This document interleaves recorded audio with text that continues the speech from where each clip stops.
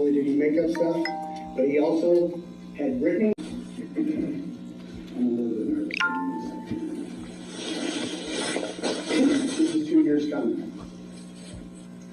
Your city manager, Bruce Rogers, filed a false police report against me.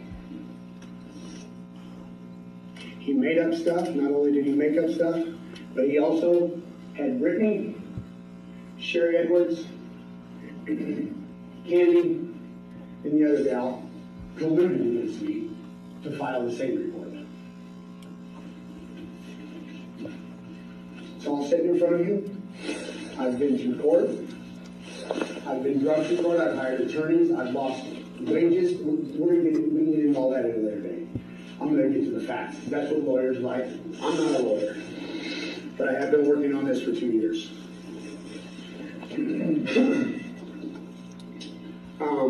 One of the things I want to point out right off the bat is that I was held on the case this morning for my actions down here. When I came down and I was asking Mr. Rogers to talk to him, I was asking whether or not the guy with suicide himself had a badge and a gun. I work with mental illness on a daily basis. I can recognize it, and I know when somebody beats somebody up in handcuffs, whether I called him a cop or whatever I did, I just recognize it. So and at that point in time, I was in fear for my life. This guy was sitting across from my shop. He was pulling over every single one of my drivers. He was saying that I was selling drugs. It was a massive, and he was looking to shoot me. I have proof of that because I have a highway patrol that will tell you the night that we went over to the property. He said, you know, if he gets out of hand, that's why we have guns. The reason that I believe that Bruce Rogers did what he did is because, and this is just speculation, because he knew that I got beat up in handcuffs and he knew that I had a lawsuit. You can't do that. You can't beat somebody up in handcuffs no matter what they say or do. You damn sure cannot, sorry, I didn't need to say that word. You dang sure cannot put your hands around anybody's throat, and that they did. So I'm going to move forward here. That was just, I didn't rehearse any of this. I don't have a clue what I'm doing. I'm nervous, I'm shaking.